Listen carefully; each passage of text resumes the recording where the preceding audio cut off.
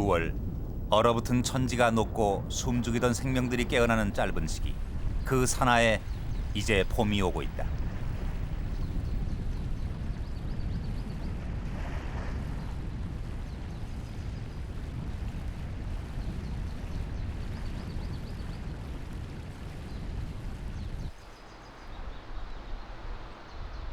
남에서 시작된 봄 기운이 백두고원을 하나의 색으로 물들이고 있다. 씨앗은 흙길을 뚫고 뿌리는 바위를 뚫는다.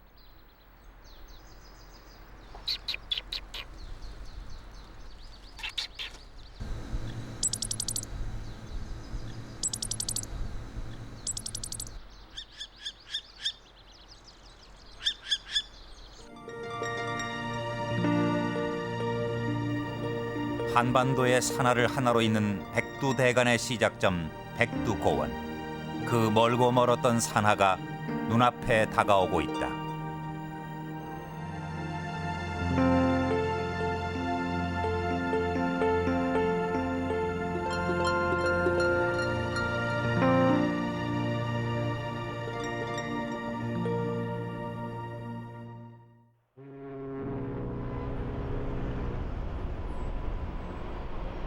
지난 5월 18일 탐사를 위한 장비와 이동용 차량 2대 그리고 취재팀의 식량과 야영 도구들을 모두 배편으로 실어보냈다. 처음 북측과 협의됐던 것은 개마고원의 취재였다. 그러나 북한으로 떠나기 5일 전 북측으로부터 개마고원 취재는 백두고원으로 바뀌었다는 연락이 왔다. 뚜렷한 이유가 없었다.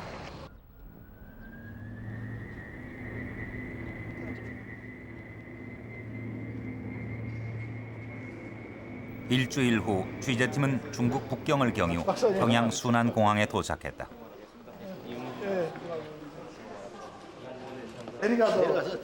개마고원 대신 북측이 대안으로 제시한 것은 백두고원 일대 5개 지구였다.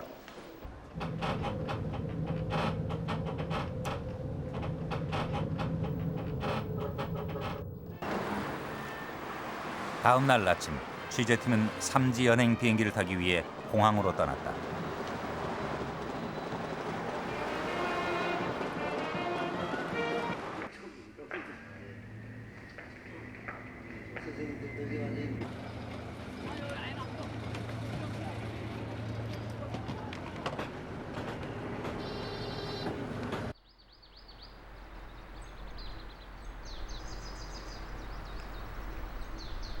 탐사를 하루 앞둔 시점, 삼지연의 백예봉 호텔에서 실무진끼리 협상을 가졌다.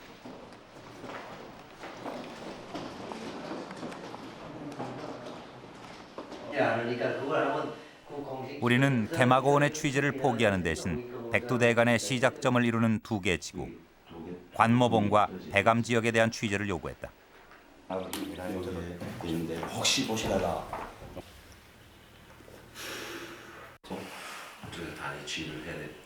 그러나 우리 측의 요구는 받아들여지지 않았다.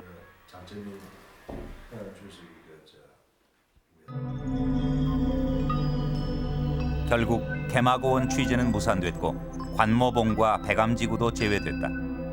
백두고원 5개 지구만이 취재 대상으로 결정됐다.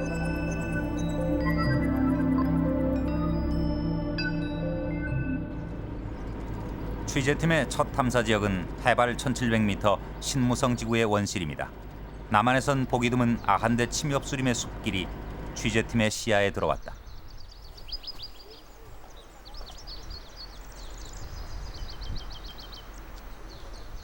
말로만 듣던 천리 수해였다. 빽빽하게 우거진 광막한 원시림이 바다처럼 펼쳐져 있었다. 중국까지 이어지는 광대한 원시림은 하나의 거대한 미로다. 길도 방향도 거리도 종잡을 수 없다.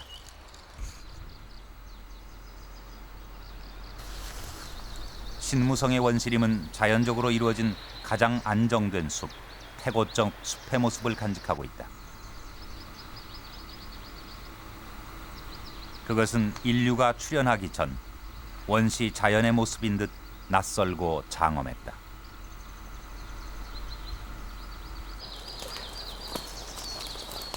우리는 길을 만들어가며 더 깊은 숲속으로 들어갔다.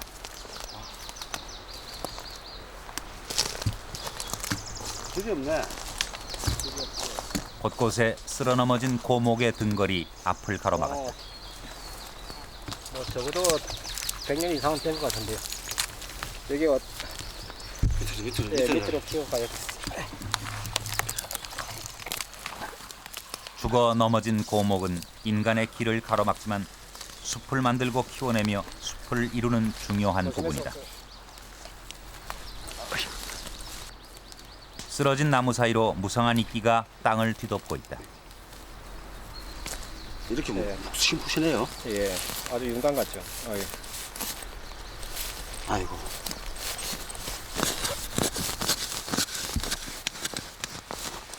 한 들어볼까요? 저쪽에 반듯하게 한번 잘라보죠. 야, 그렇죠. 더 있네요 밑에. 그렇죠. 오랫동안 이끼가 쌓인 위에 또 이끼가 밑에는 죽고 위에 또 예. 쌓이고 이래서 이게 전부 다 부식 토양이 된 거죠. 그래서 스펀지 같이 지금 푹신푹신하잖아요. 약 50cm에 이르는 두터운 이끼층의 감촉은 스폰지와 흡사하다. 색깔 다르거든요. 생명이 썩고 쌓이고 그 위로 자라기를 반복하면서 부식토층이 형성됐다. 이것은 진정한 땅의 원형이다. 아마 이 지역도 땅을 파보면 50cm 정도 좀 도달하면 지금 현재 여기도 한 40cm 가까이 되는데 손위험이나 이끼층을 걷어내자 얼음층이 드러났다. 예, 이른바 땅이 영구 얼어가지고. 동토대다. 지금 이건 뭐고? 이 색깔인데 감촉이 어때요? 얼음 같네 얼음. 예, 아주 시원하죠. 예. 예. 깊이 10m에 이르는 영구 동토대는 식물이 자라기에 불리한 여건이다. 하지만 냉기에도 식물은 적응하고 나름대로의 세계를 이루어 나간다.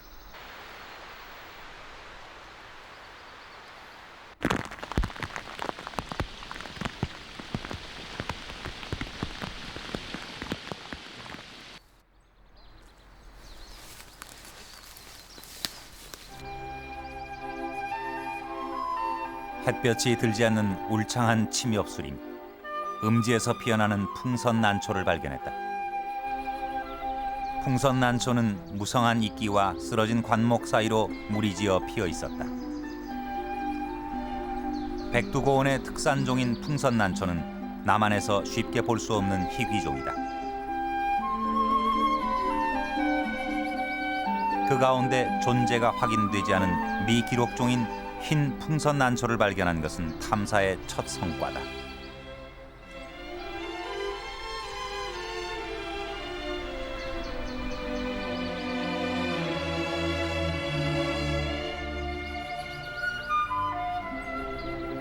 인간의 간섭이 없는 자연 그대로의 원시가 그곳에 있었다.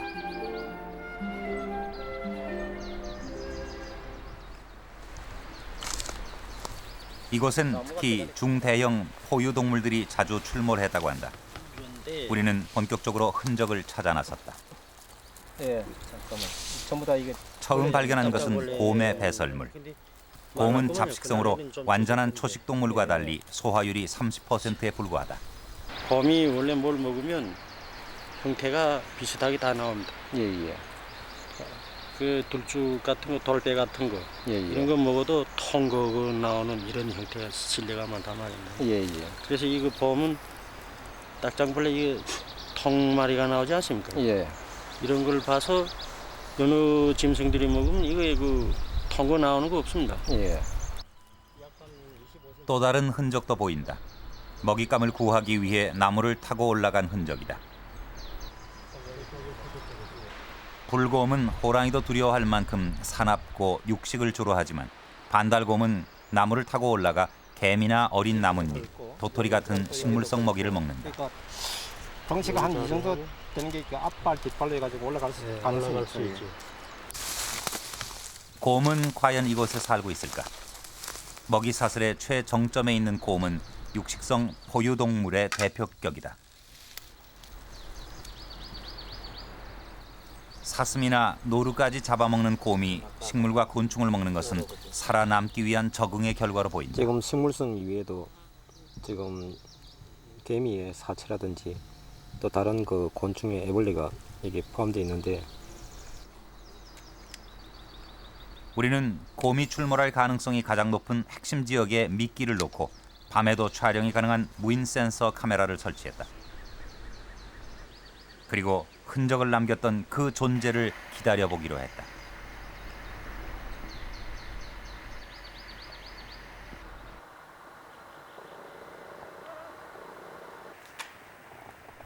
유인과 잠복, 기다림과 수색이 이어졌지만 우리 앞엔 그 무엇도 나타나지 않았다. 이 숲속의 진정한 주인들, 그들은 과연 어디에 있는 것일까?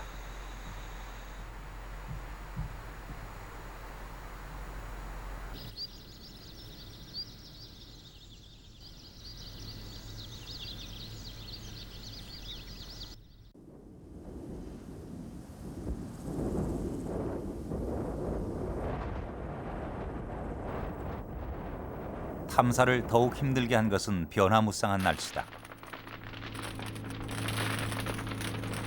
신무성 근처 곰산으로 장소를 옮기자 때 아닌 큰 우박이 쏟아지기 시작한다.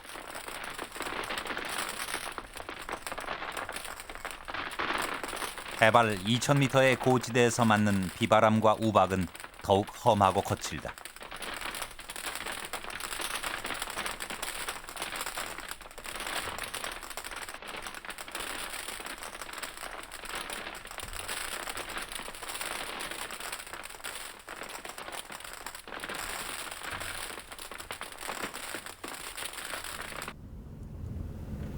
유네스코가 백두고원 일대를 국제생물권 보호구로 지정한 것은 지난 1989년의 일이다.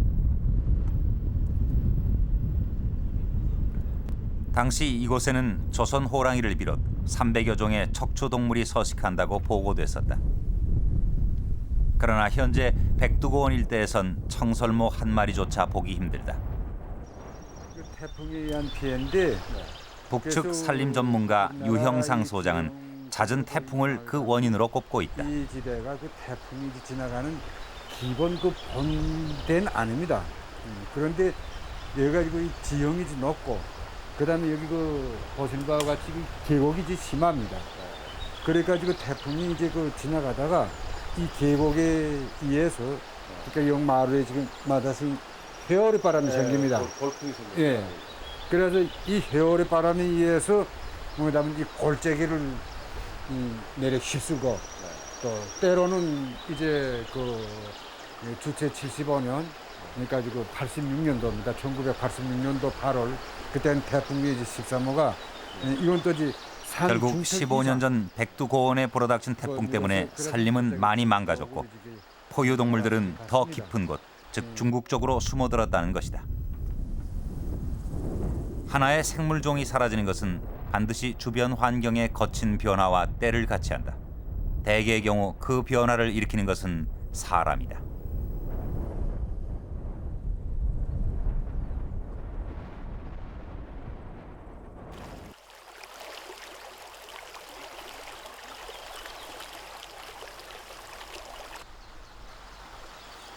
해발 2,172m의 소백산 기슭. 이곳에 사람을 공격하는 새가 살고 있다는 것을 한 주민이 전해왔다. 한번 내려가면서 꼰지면서 여기를 쭉 쪼아서 여기 터지고 그다음 한 번은 발토록 날아내리면서 앞을 꺼서 앞이 터졌단 말인데 그래 반기 구세더라 말인데 그 다음부터 그 관찰하기 시작했는데 새끼가 둥지를 틀었더라면 새끼를 둥지. 부러진 나무 등걸 속에 둥지를 튼 것은 사람의 눈을 피하기 위해서인 듯했다. 둥지의 주인은 성숙한 수컷 올빼미였다. 취재팀이 다가서자 예민하게 반응하며 맹렬히 울기 시작했다.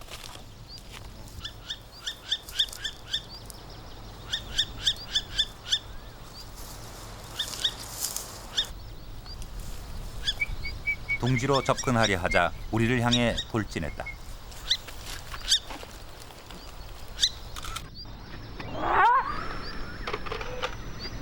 지금껏 남한에서는 단 한 번도 관찰된 기록이 없는 희귀종 긴 꼬리 올빼미다. 지난 1963년 백두산 일대에서 마지막으로 채집된 기록이 있는 세계적으로 몇 마리 남지 않은 희귀종이다.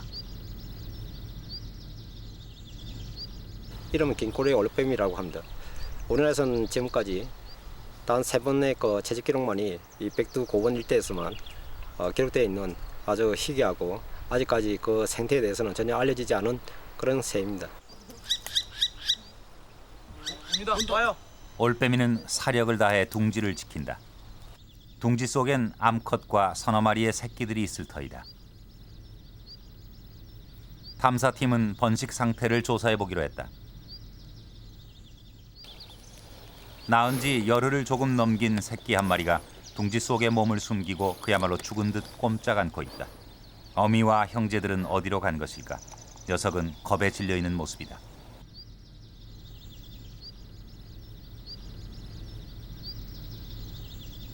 사람에게 쫓겨본 새들은 그만큼 더 경계심이 깊다.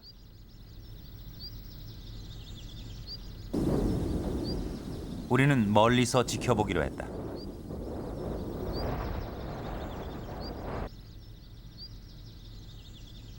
취재팀이 철수하자 올빼미는 경계를 풀고 평온을 되찾은 듯 보인다.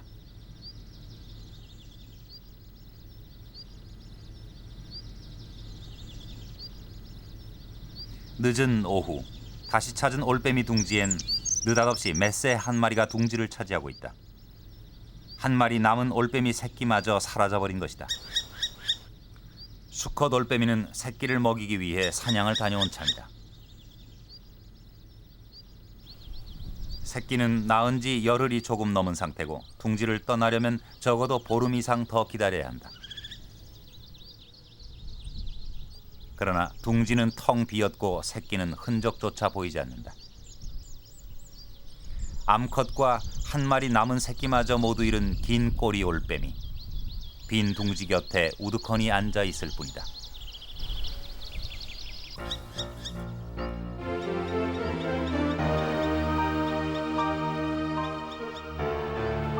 소백산 기슭. 하루아침에 혼자 된 수컷 올빼미의 울음소리가 애절하게 적막한 숲을 메우고 있었다.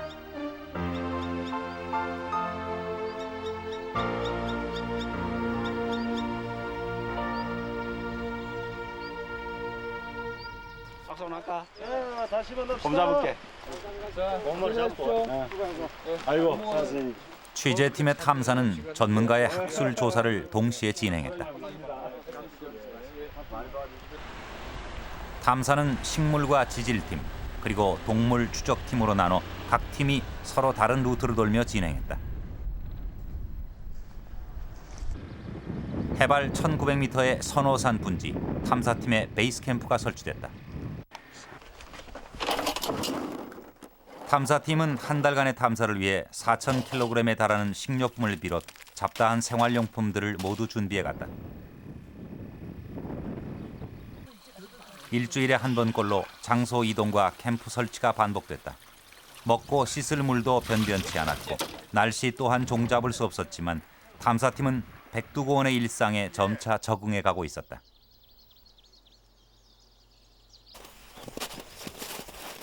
지질팀의 탐사는 백두산 근처 무두봉에서 시작됐다.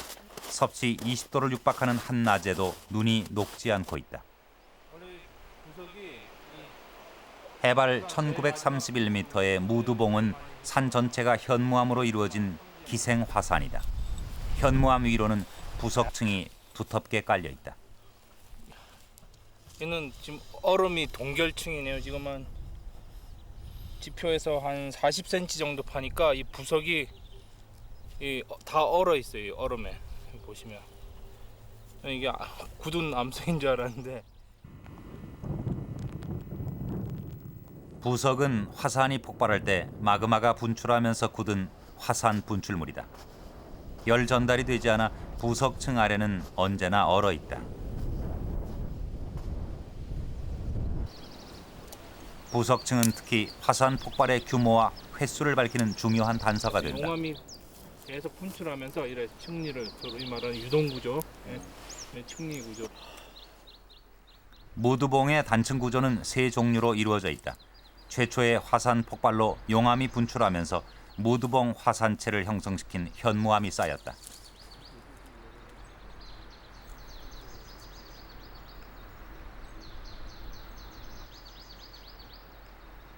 암석에 뚫린 기공들은 마그마의 가스가 빠져나가며 생긴 분출 당시 용암의 흔적이다.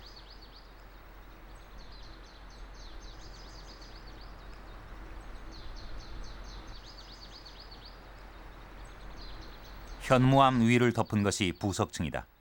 무두봉을 비롯한 백두고원 일대를 뒤덮은 두터운 부석층은 백두산의 마지막 화산 폭발이 어떤 규모였는가를 말해주고 있다.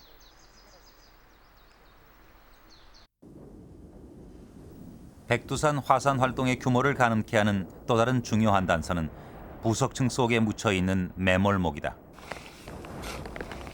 매몰목은 화산이 분출되기 전에 존재하던 나무다. 나무의 굵기와 연륜을 따져보면 화산 폭발 전에 백두고원 식생 구조를 알아낼 수 있다.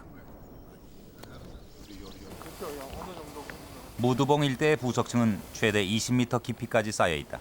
마지막 폭발이 그만큼 엄청난 규모였음을 말한다. 또 다른 중요한 단서는 탄화목이다. 탄화목은 뜨거운 마그마와 부석이 함께 쏟아지면서 순간적으로 타버린 나무다. 오랜 시간이 더 지나가지고 암소가 탄화목은 마지막 화산 분출의 정확한 시기를 알아낼 수 있는 중요한 단서다. 나이테까지 보이는데요, 여드름. 탄화목의 나이테는 이 나무가 언제 성장을 멈추었는가를 말해준다. 이와 함께 탄화목을 구성하는 탄소의 연대를 측정해보면 화산 폭발의 정확한 시기를 알 수 있다. 우리는 무두봉 화산체의 탄화목 한 점을 채취했다. 측정 결과 무두봉의 탄화목은 약 890년 전 성장을 멈춘 것으로 당시 백두산의 마지막 화산 폭발이 이루어졌음을 입증한다. 백두고원은 약 2천만 년 전 동북부에서 화산이 폭발하면서 넓고 평평한 현무암의 용암 대지로 만들어졌다. 이후 약 7, 8만 년 전까지 화산 활동을 계속하면서 해발 2,700m의 높은 산체를 형성했다. 백두산의 마지막 화산 폭발은 약 1000년 전 대규모 폭발로 꼭대기의 분화구가 내려앉았고 현재의 천지가 형성된 것이다.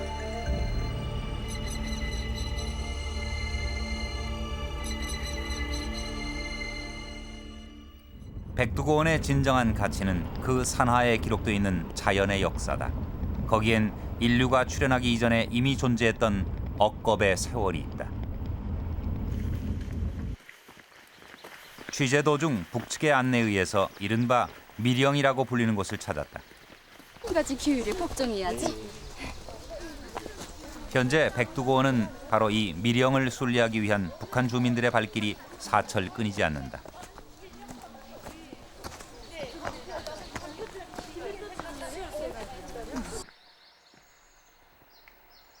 항일 독립투쟁 당시 수경지였다는 미령. 이런 미령이 이곳에 10곳이 넘는다고 한다.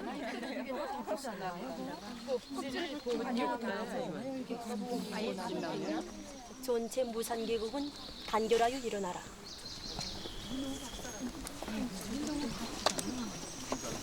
저중민족은 연합 단결하여 일어나서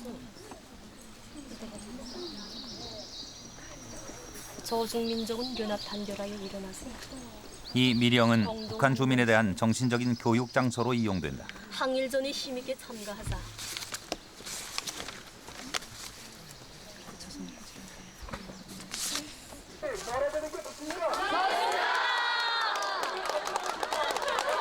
무게는 130톤, 높이 7.5m, 둘레 6.6. 대규모의 조형물을 목격한 것은 해발 1455m 정상의 청봉 미령. 무게 130톤, 높이 7.5m의 거대한 조형물을 운반하기 위해 산 허리가 잘려나갔다고 한다.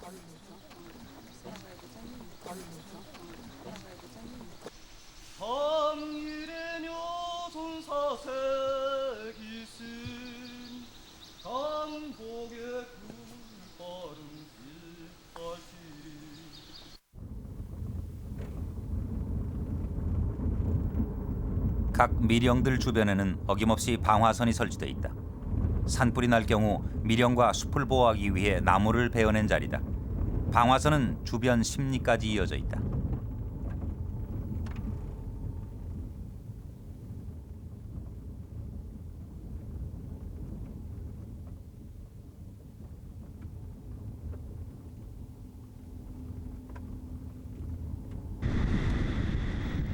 탐사는 백두산 정상으로 이어졌다.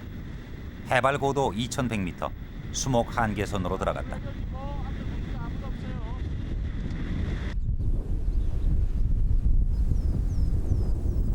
강풍과 추위가 존재하는 수목 한계선.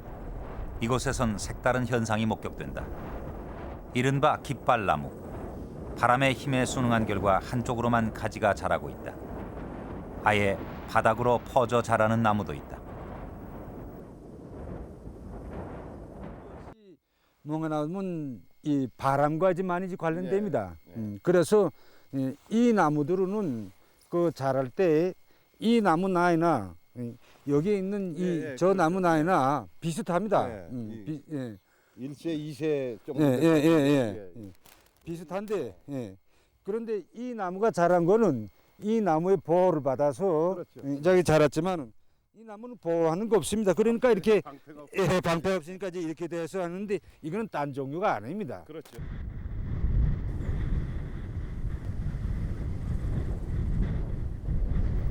선체로 말라 죽은 고사목들은 칼끝 같은 백두산 바람의 실체를 온몸으로 보여주고 있다. 백두고원 일대 연평균 풍속은 초당 11.7m. 몸을 가눌 수 없을 정도의 강한 바람이다.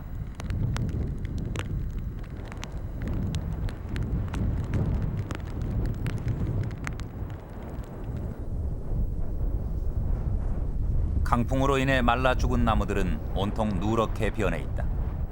바람을 견디다 죽어간 흔적들이다.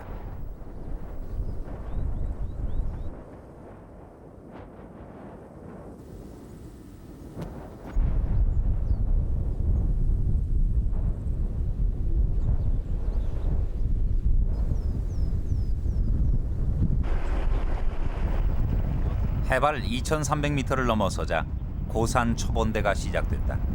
이른바 구름 위의 꽃밭, 천상의 화원이다.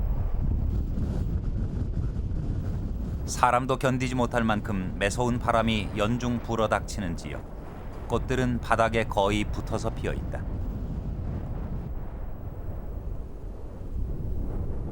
좀참꽃, 흔히 애기 진달래로 불리는 이 꽃은 바람을 견디기 위해 키 작은 진달래로 진화했다. 같은 조상을 가졌어도 서로 다른 환경에 적응하다 보니 모습이 달라진 것이다.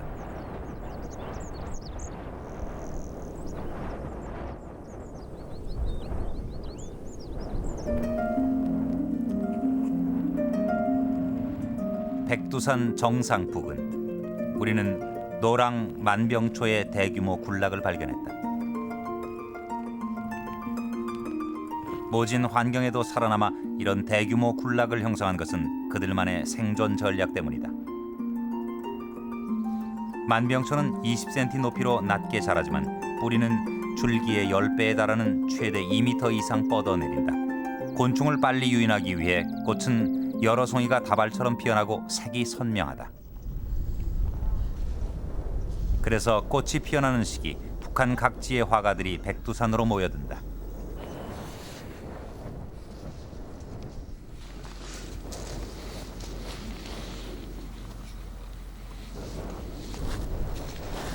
광선과 꽃이 이루어내는 색깔이 다른 장소에 비해 선명하기 때문이라고 한다.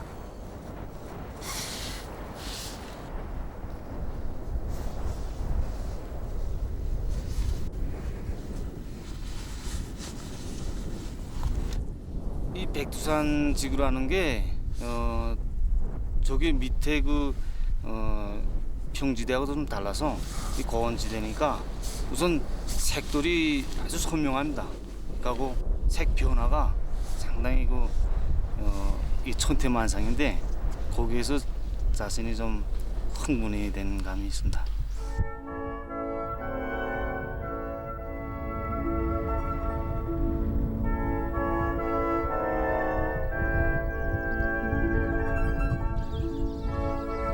세찬 바람 속에서 생명은 한 송이라도 더 많이, 더 빨리 꽃을 피우고 때를 기다린다.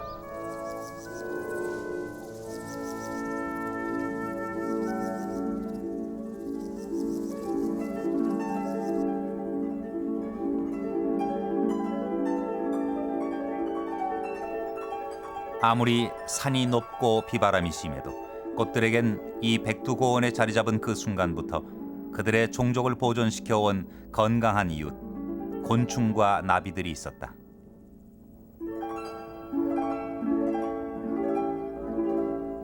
나비는 먹이 사슬의 최하위에 위치, 다른 곤충들의 먹이로 제공돼 먹이 사슬을 연결시키는 중요한 기능을 한다.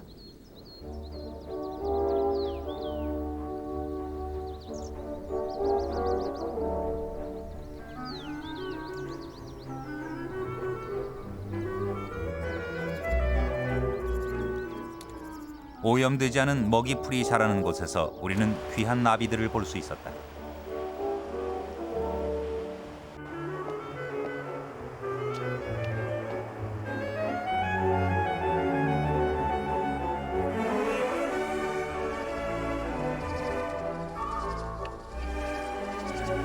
상제나비는 멸종 위기종으로 남한에서는 한때 강원도 산간 지역에서 발견되기도 했으나 최근 들어 거의 자취를 감췄다.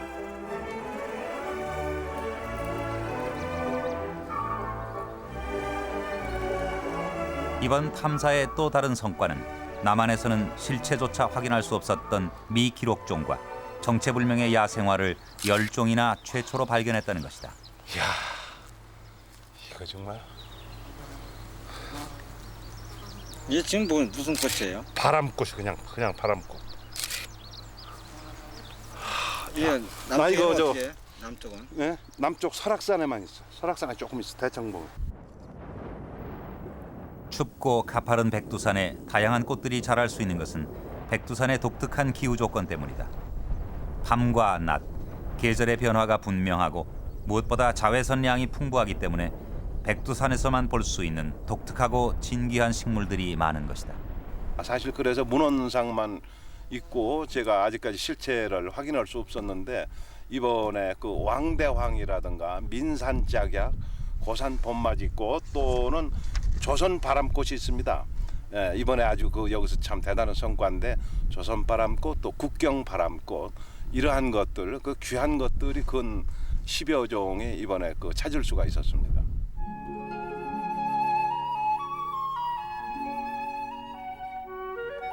해발 2,300m 백두산 정상에서 우리는 여러 종의 희귀 야생화를 발견했다. 조선 바람꽃, 백두고원의 특산종이다.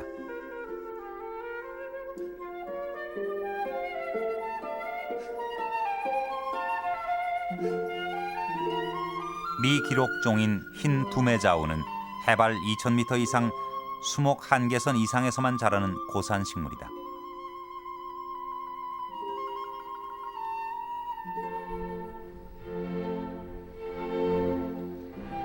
백두고원에서만 자라는 고산 봄맞이꽃. 처음엔 선명한 붉은색으로 피다가 점차 흰색으로 변하여 생을 마친다. 지금 마지막으로 꽃이 만개해 있다.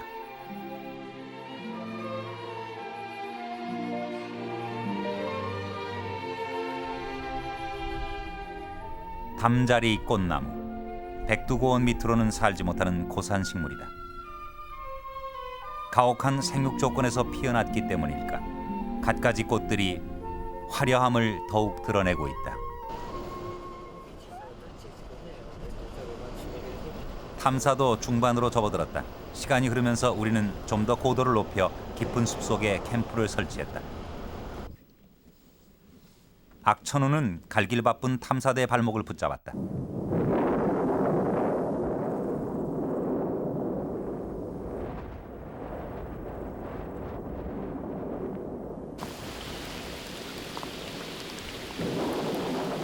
백두고원의 일기 변화는 유난히 심했다.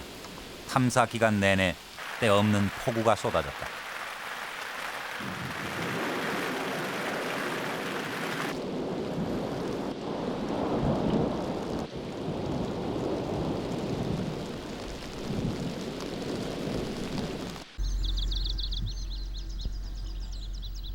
폭우 뒤엔 어김없이 자욱한 안개가 깔린다. 백두고원에 안개가 끼는 날은 연중 264일에 이른다.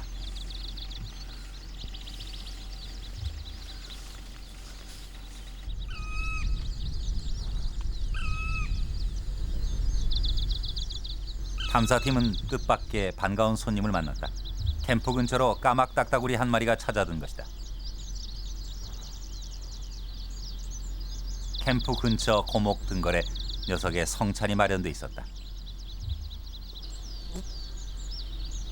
고목 줄기를 쪼아 둥지를 틀고 고목 사이에 곤충을 먹으며 살아가는 까막 딱따구리. 남쪽에서도 천연 기념물이자 보호 대상종으로 지정돼 있다.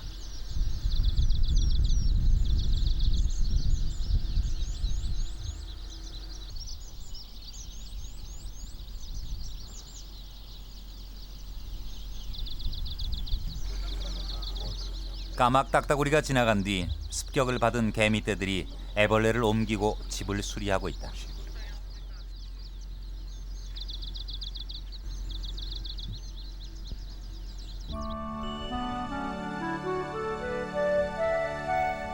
비탈과 계곡 곳곳에 엄청난 눈이 쌓여 있다. 눈이 한쪽에선 녹고 한쪽에선 쌓이면서 이른바 만년설이 형성돼 있다. 봄에 잠깐 녹던 눈은 8월경부터 다시 내리기 시작한다.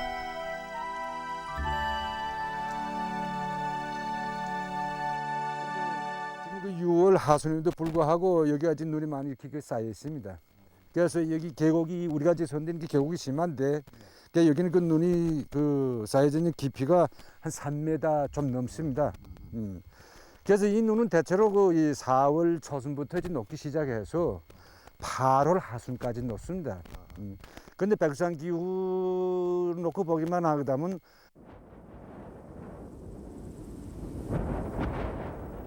지질 탐사를 위해 이동한 곳은 백두고원 서쪽 사면 압록강 부근이었다.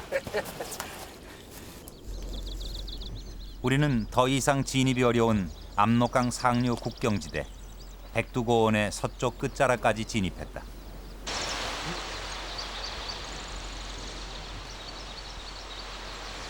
이곳에 또 다른 거대한 숲, 바위의 숲이 있었다.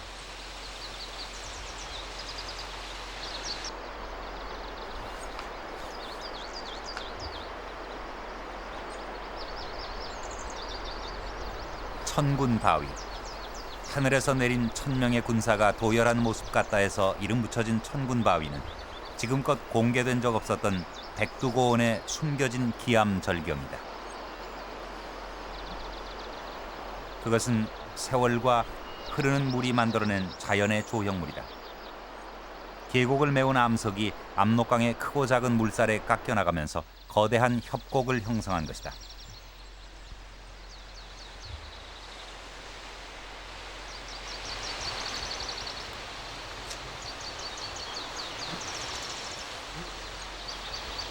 그런데 맑아야 할 압록강물이 탁하게 흐르고 있다. 이것은 무슨 현상일까?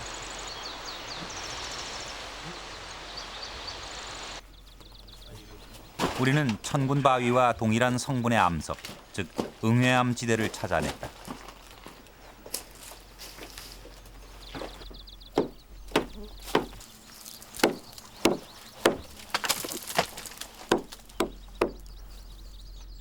응회암은 화산재가 굳으면서 생긴 암석이다. 그런데 천군바위 일대의 응회암은 최근에 형성돼 일반 암석보다 훨씬 무르다. 바로 이 응회암을 압록강 물살이 깎아내면서 천군바위가 탄생한 것이다. 용암 대지 형성 이후 수차례 거듭된 화산 폭발에 의해 두꺼운 응회암이 형성됐다.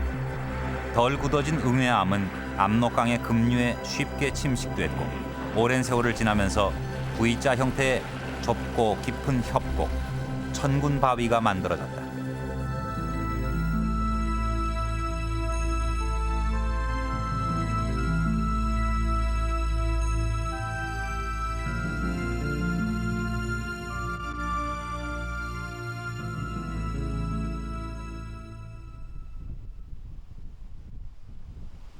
지질 탐사는 천군바위 상류 지역으로 이어졌다.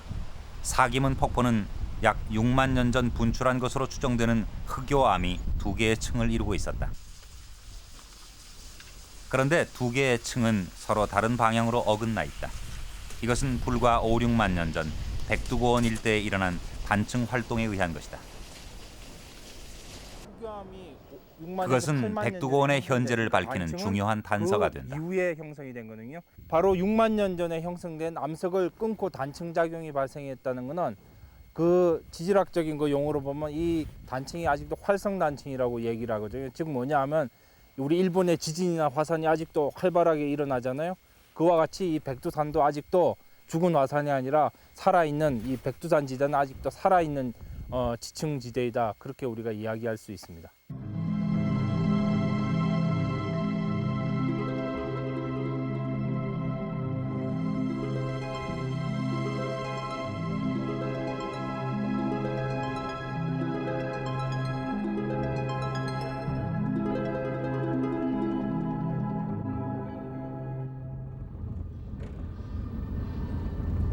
탐사 20일째. 우리는 북한 주민의 생활에 대한 취재를 허락받고 대홍단 지구로 이동했다. 평균 해발 960m, 백두고원의 가장 낮은 자락에 기대어 살아가는 사람들이 있다. 대홍단 사람들은 3천만 평에 달하는 거대한 감자밭을 일구며 살아가고 있다. 1월 평균 기온이 영하 20도를 육박하는 춥고 척박한 대홍단에 사람이 들어와 살기 시작한 것은 지난 1952년부터다.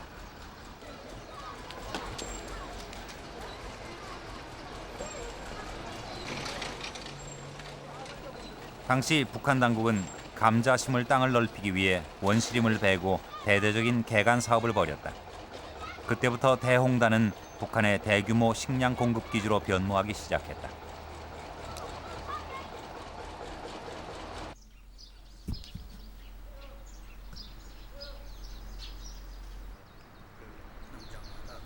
현재 대홍단은 북한이 자랑하는 가장 시범적인 국영 농장으로 정책적으로 육성되고 있다.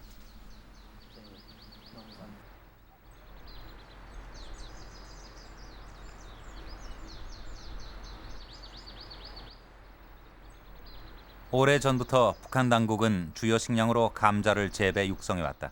현재도 절박한 식량 사정의 돌파구를 감자 농사에서 찾고 있다.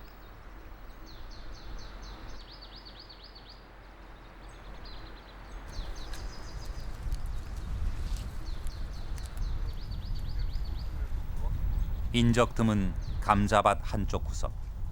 양떼를 돌보는 소년이 있었다. 올해 나이 15살이다. 이 소년의 임무는 양젖을 얻기 위해 마을 전체의 양을 관리하는 일이다.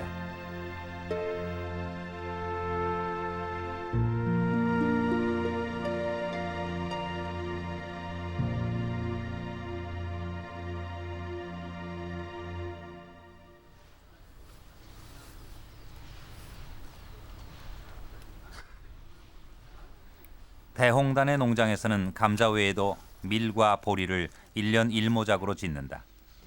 연중 서리가 내리지 않는 날수가 단 70일. 게다가 화산 토양이라는 가혹한 조건 속이다. 취재팀은 농민들에게 노동요 한 자락을 청했다.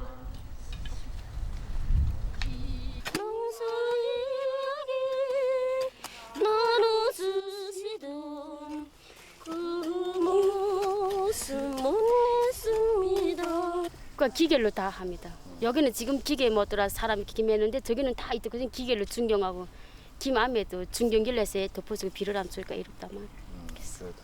예. 그럼 저 국영농장이라고 들었는데 이렇게 생산되면 모두 월급을 받고 일을 하십니까? 안 그러면? 아닙니다. 그래서 우리는 국가에서 그래서 배급 주는 걸로 해서 그렇게 해서 국영농장이라서. 생산된 거는 이제 예, 국가 바치고 예 그렇게 해서 국가사유고? 예 국가에서 이렇게 해서.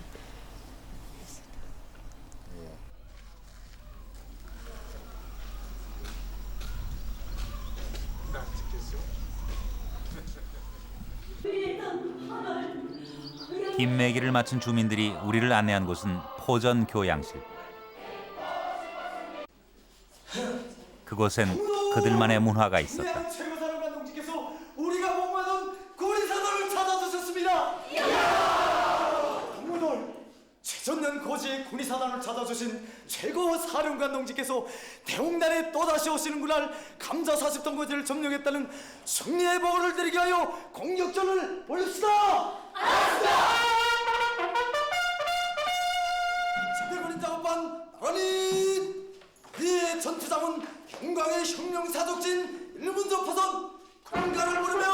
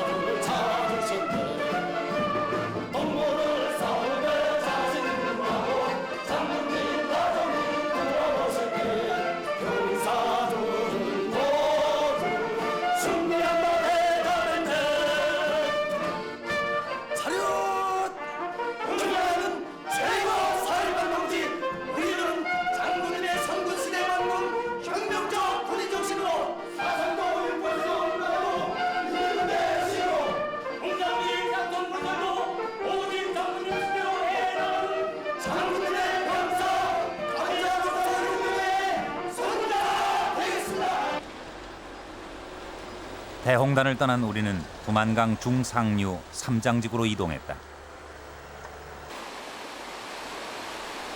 한반도에 존재하는 두 개의 국경선, 그 하나가 두만강이다.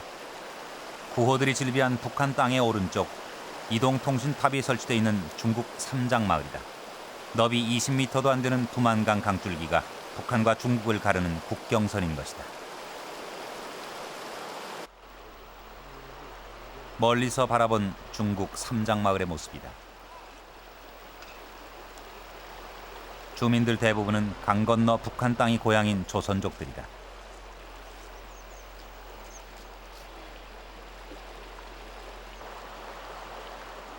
국경은 삶의 경계였다. 불과 강 하나를 사이에 두고 지척의 두 마을은 서로 다른 모습으로 살아가고 있다. 인적이 드문 두만강 중상류지대에서 식물 탐사를 계속했다. 중상류. 길 건너는 바로 중국 땅이죠. 예. 여기 기생꽃도 많이 나오고 은방울도 많은데 저기 분홍 노루발 있습니다. 분홍 노루발. 이거 지역을 찾았네. 여기에서도 희귀종들이 발견된다. 분홍 노루발. 남쪽에서는 거의 자취를 감춘 희귀 야생화다.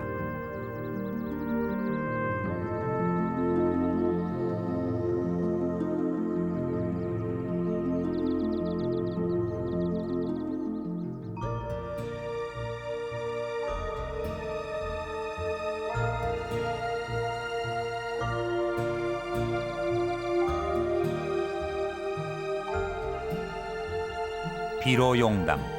날씨가 흐리거나 해가 기울면 즉시 꽃잎을 오므려서 추위로부터 속에 든 꽃술을 보호한다. 잎 길이가 1m나 되는 왕대황. 남쪽에서는 이름으로만 존재할 뿐 지금껏 실체를 볼 수 없었다.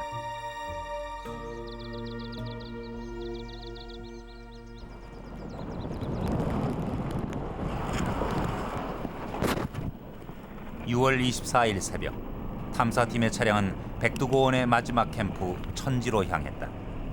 그 길은 깊은 안개 속에 있었다. 천지에 이르자 신기하게도 안개가 모두 사라졌다.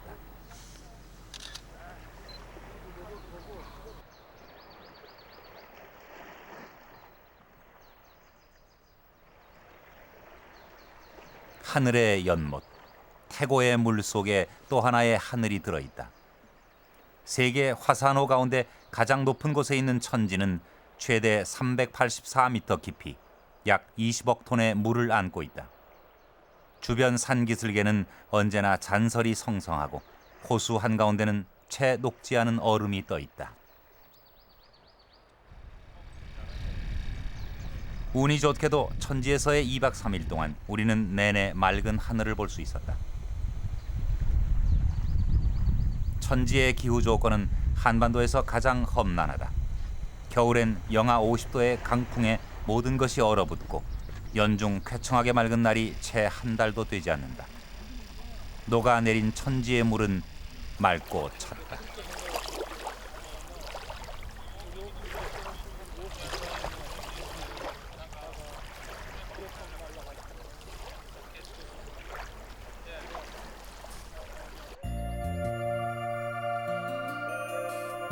천지는 아름다웠다.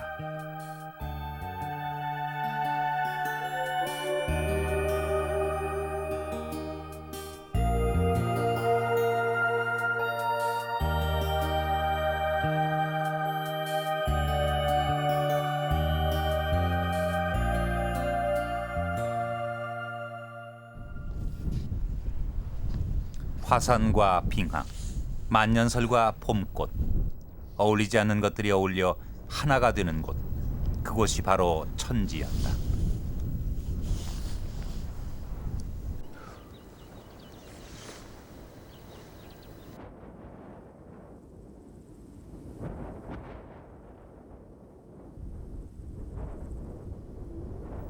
천지는 둘로 나뉘어 있다. 보이지 않는 국경선 저편은 중국 땅이다. 중국 땅을 밟아서라도 백두산을 오르려는 남쪽 사람들의 발길이 오늘도 끊이지 않고 있다.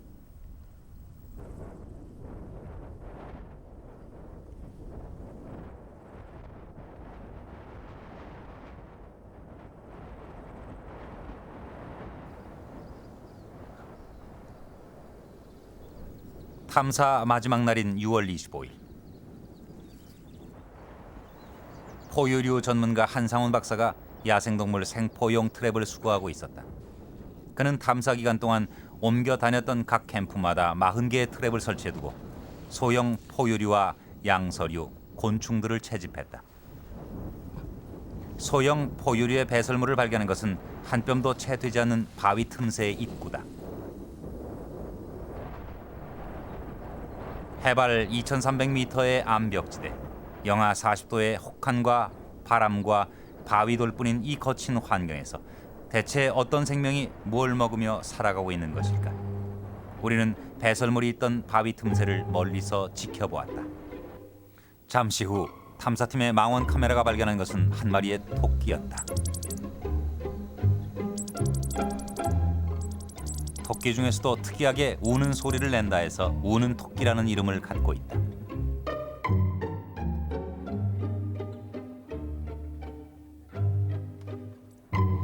우는 토끼는 백두고원의 해발 2,000m 이상 노출된 암벽지대에서만 서식하고 있다. 약 200만 년 전 한반도의 빙하 시대로부터 지금까지 진화되지 않고 그 모습 그대로를 유지하고 있는 살아있는 화석이다.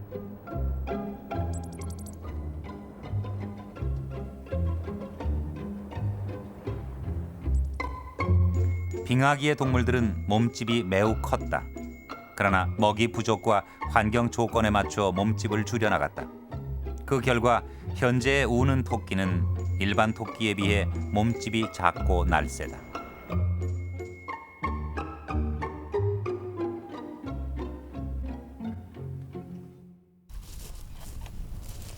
마흔 개의 생포 트랩을 최종 수거했다. 한상훈 박사는 이번 탐사로 한 종의 한반도 미기록 포유동물 흰 우측다리 붉은 쥐를 채집했다. 꼬리가 전체 몸 길이보다도 긴 것이 이 쥐의 특성이고요. 그리고 뒷발이 앞발에 비해서 상당히 큰데 약 2배 이상 큽니다. 이거는 35일 동안 백두고원 곳곳에 40개의 트랩을 설치하고 수거하면서 우리는 양서류 1종과 곤충류 7종의 미기록종을 발견했을 뿐 기대했던 거대 포유류는 발견할 수 없었다. 이제 35일 동안의 긴 여정이 모두 끝났다. 마지막 캠프를 철수하며 우리는 스스로에게 물었다. 거기 무엇이 있었는가를. 우리는 무엇을 보기 위해 가까우면서도 멀기만 했던 그곳으로 갔으며 또 가야만 했는가를. 하지만 우리 중 어느 누구도 그 질문에 선뜻 대답할 수 없었다.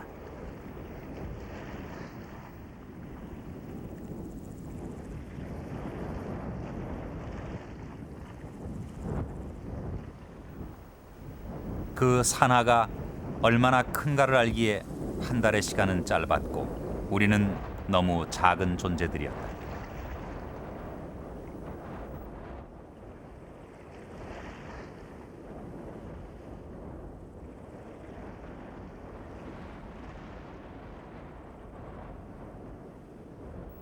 세상에 그 어떤 하늘도 초라하지 않고 세상에 그 어떤 숲도 남루하지 않다. 백두고원의 자연은 그렇게 우리에게 이야기하고 있었다.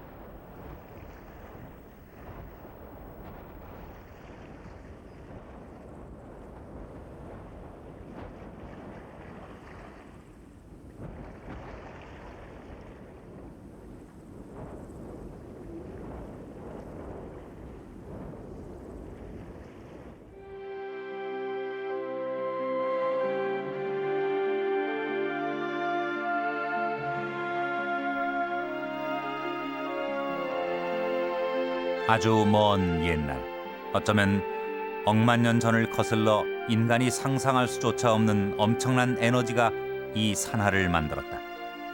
그렇게 솟아오른 대지 위엔 실로 보석 같은 목숨들이 피어나고 쓰러지고 날아오르며 그들만의 낙원을 만들었다.